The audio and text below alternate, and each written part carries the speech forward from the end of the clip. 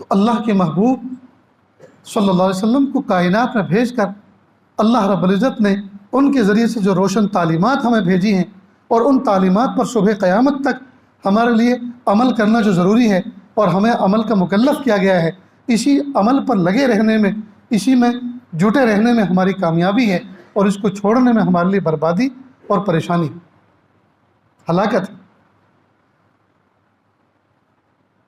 اس لیے دوستو یہ جملہ بار بار اپنے ذہن میں اسکرین پہ لایا کریں کہ سنتوں پر عمل کر کے آج تک کوئی شخص ناکام نہیں ہوا، اور سنتوں کو چھوڑ کر آج تک کوئی شخص کامیاب نہیں ہوا۔ سنتوں پر عمل کریں، سنتوں پر عمل کریں۔ اللہ کے محبوب صلی اللہ علیہ وسلم کے سراپا کو اپنے دل میں اپنے سراپا کو اپنے دل میں سجا کر رکھیں، اور محبوب ایسا لگے کہ ہم حضور پاک صلی اللہ علیہ وسلم کے زمانے میں قدم قدم ان کے ساتھ چل رہے۔ جب کھانے سے پہلے ہم ہاتھ دھوئیں تو اس استحضار کے ساتھ یہ میرے پیارے محبوب صلی اللہ علیہ وسلم کی سنت ہے۔ جب چپل نکالیں تو بائیں قدم سے پہلے نکالیں، دائیں سے بعد میں نکالیں، اور اس استحضار کے ساتھ یہ میرے آقا صلی اللہ علیہ وسلم کا طریقہ رہا۔ جب کپڑے پہنے اس یاد کے ساتھ میرے آقا صلی اللہ علیہ وسلم نے دائیں ہاتھ میں پہلے پہنا، بائیں میں بعد میں پہنا، میں بھی اسی پر عمل کر رہا ہوں، اسی میں میرے لیے کامیابی ہے۔ جب تک جسم پر یہ کپڑا سنت طریقے کے مطابق پہنا ہوا جسم پر رہے گا، تب تک سنت پر عمل کرنے کا اجر ملتا رہے گا۔ جب نکالیں تو بائیں سے پہلے نکالیں، دائیں سے بعد میں نکالیں، اور اس تصور کے ساتھ، استحضار کے ساتھ میرے آقا صلی اللہ علیہ وسلم کا یہ طریقہ رہا ہے، تو جب تک یہ نکلے رہیں گے سنت پر عمل کرنے کا اجر ملتا رہے گا۔ اللہ اکبر کبیر۔ تو دوستو اللہ کے محبوب صلی اللہ علیہ وسلم کی سیرت مبارکہ اس مہینے کے اندر شہروں کے اندر، دیہاتوں کے اندر، بستیوں کے اندر، اداروں کے اندر جا بجا اس پر سیمینار ہوتے ہیں، جلسے ہوتے ہیں، بیانات ہوتے ہیں، لیکن محبوب صلی اللہ علیہ وسلم کی سیرت اور سنت کوئی ایسی چیز نہیں ہے جو جز وقتی ہے۔ بس سال میں ایک مرتبہ ربیع الاول کا مہینہ آئے، پہلی تاریخ سے لے کے 12 ربیع الاول تک 12 پروگرام کرو، 12 پروگراموں میں شرکت کرو، اور بس کانوں کی لذت لو اور چھوڑ دو۔ نہیں دوستو، محبوب صلی اللہ علیہ وسلم کی سیرت کا تقاضا تو یہ ہے کہ محبوب صلی اللہ علیہ وسلم کی پوری سیرت پر ہم زندگی بھر عمل کرتے رہیں، اور ہر دن اللہ کے محبوب صلی اللہ علیہ وسلم کو یاد کریں، صرف ربیع الاول کے مہینے میں تذکرے کر کے نہیں۔ جب ہم محبوب کی سنت پر عمل کریں گے تو ہر دن وہ یاد آئے، ہر دن وہ یاد آئے۔ بہت سے لوگ کہتے ہیں جی کوئی وظیفہ بتائیں کہ اللہ کے محبوب صلی اللہ علیہ وسلم کی خواب میں زیارت ہو جائے۔ جب دوستو اچھا خواب کیا ہوتا ہے؟ ذہن کے اندر ایک تخیل ہوتا ہے، اس کو دیکھا جاتا ہے، کوئی حقیقی چیز تو ہوتی نہیں۔ تو اگر کوئی آدمی بیداری کے عالم میں سنتوں کا اہتمام کرے گا اور حضور کی یاد کے ساتھ کرے گا تو ہر وقت اللہ کے نبی صلی اللہ علیہ وسلم کی زیارت نصیب ہوگی۔ دل دماغ میں، خیالات میں ہر وقت اللہ کے نبی صلی اللہ علیہ وسلم کی یاد آئے گی اور ان کی زیارت نصیب ہوگی۔ تو خواب میں چند لمحے کے لیے زندگی میں ایک مرتبہ زیارت ہو جائے اس کے لیے تو تڑپتے ہیں، لیکن ہر دن، ہر لمحے حضور پاک صلی اللہ علیہ وسلم کی زیارت کا ماحول بن سکتا ہے سنت پر عمل کر کے، اس کے لیے کوئی فکر نہیں کرتا، کوئی کوشش نہیں کرتا۔ اس لیے دوستو اللہ کے محبوب صلی اللہ علیہ وسلم کی سنتوں پر عمل کریں، جی سنتوں کو مضبوطی سے تھام کے رکھیں، ظاہری اعتبار سے بھی انشاءاللہ ہمیں نفع ہوگا، اور اللہ تعالیٰ اجر کے اعتبار سے دنیا اور آخرت میں ہماری عاقبت کو بہتر بنا دیں گے، وہ ثواب الگ سے،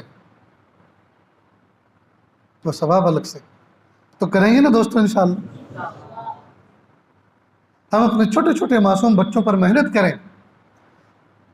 گھر میں جب بھی کوئی بچہ کام کر رہا ہو اور اس کا بایاں ہاتھ آگے چل رہا ہو، فوراً کو بیٹا سیدھا ہاتھ، سیدھا ہاتھ، سنت ہے، پیارے آقا صلی اللہ علیہ وسلم کی سنت ہے، تو بچپن سے اس کے ذہن میں اللہ کے محبوب صلی اللہ علیہ وسلم کی محبت بیٹھ جائے۔ پڑوسی ملک کا واقعہ ہے کہ ایک بچے سے ٹیچر نے پوچھا کہ ہمارے پیارے نبی کا نام کیا ہے؟ اب وہ خاموش، تو اسے بڑا تعجب ہوا کہ پیارے نبی کا نام اس کو معلوم نہیں۔ جس ملک میں ہے پورا ملک مسلمانوں کا ہے، جس گھر میں پیدا ہوا وہ گھر مسلمان کا ہے، ماں مسلمان، باپ مسلمان، بھائی بہن مسلمان، اسلامی ماحول میں مسلمان کے ماحول میں رہتا ہے، اور حضور کا نام معلوم نہیں۔ دوسرے سے پوچھا کیا نام ہے؟ اس نے کہا محمد رسول اللہ صلی اللہ علیہ وسلم۔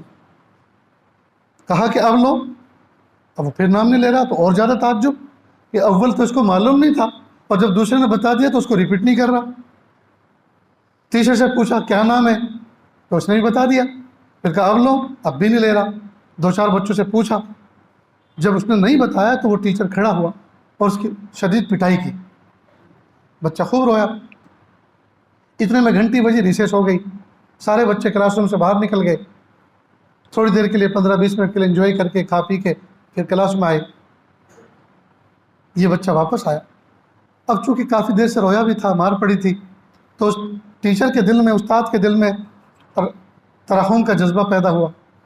پوچھا بیٹا ادھر آؤ، تمہیں پیارے نبی کا نام معلوم نہیں؟ اس کے بچہ کے آنکھوں میں آنسو بھر آئے اور کہا مجھے معلوم تھا، لیکن میں نے لیا اس لیے نہیں کہ اس وقت میرا وضو نہیں تھا، اور میرے ماں باپ نے میری تربیت اس طرح کی ہے، پیارے آقا صلی اللہ علیہ وسلم کا جب بھی نام لو تو تمہارا وضو ہونا چاہیے۔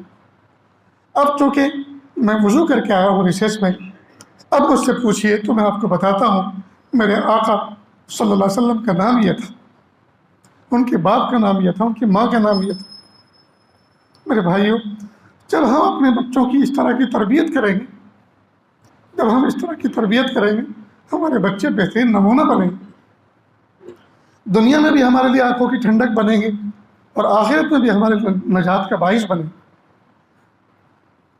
اس لیے میرے بھائیوں، اللہ کے محبوب صلی اللہ علیہ وسلم کی محبت، محبوب صلی اللہ علیہ وسلم پہ درود شریف پڑھنا، محبوب صلی اللہ علیہ وسلم کی روشن تعلیمات پر عمل کرنا، سنتوں کو اپنی زندگی میں سمونا بسانا، اللہ رب العزت دنیا میں بھی بندے کو اس کے ذریعے سے کامیابی عطا فرماتے ہیں، عزت عطا فرماتے ہیں، اور آخرت میں بھی اس پر نجات موقوف ہے۔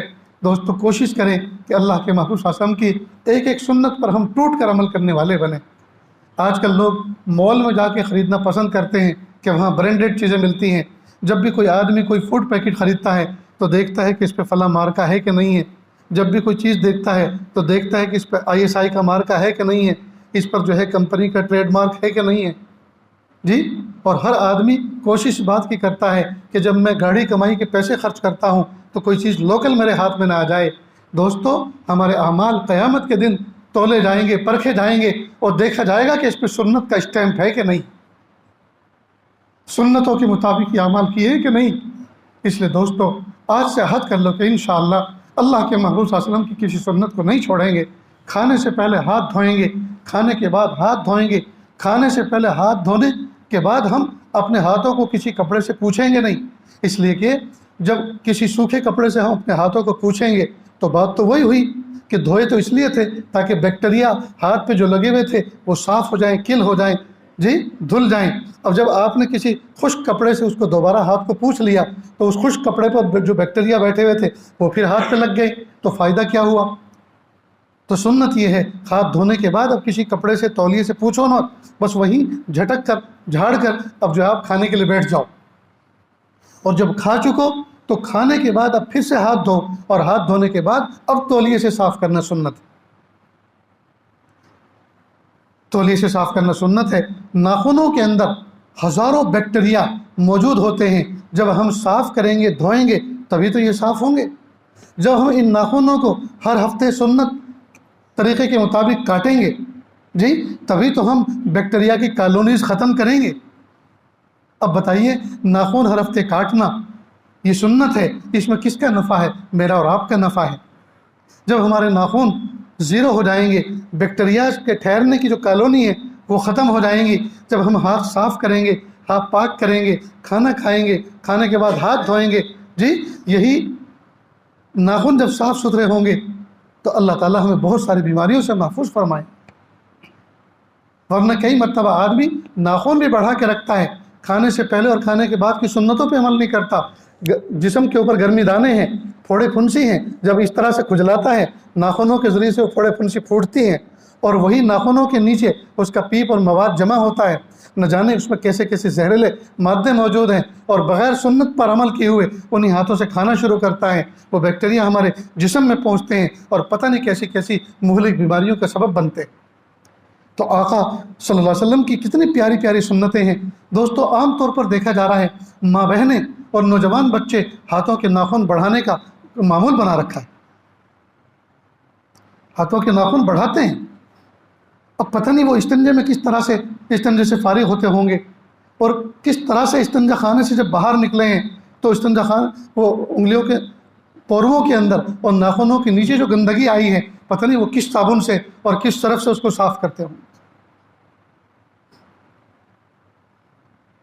ان تمام سنتوں کے مذاکرے کے بعد، ان تمام نفع و نقصان کے مذاکرے کے بعد دوستو، ہمارے دل کے اندر یہ بات اب گھر گھر جانی چاہیے کہ سنتوں کا فائدہ کیا ہے، اور سنتوں پر عمل چھوڑ کر، سنتوں پر عمل نہ کر کے ہمارا نقصان کتنا بڑا ہو رہا ہے۔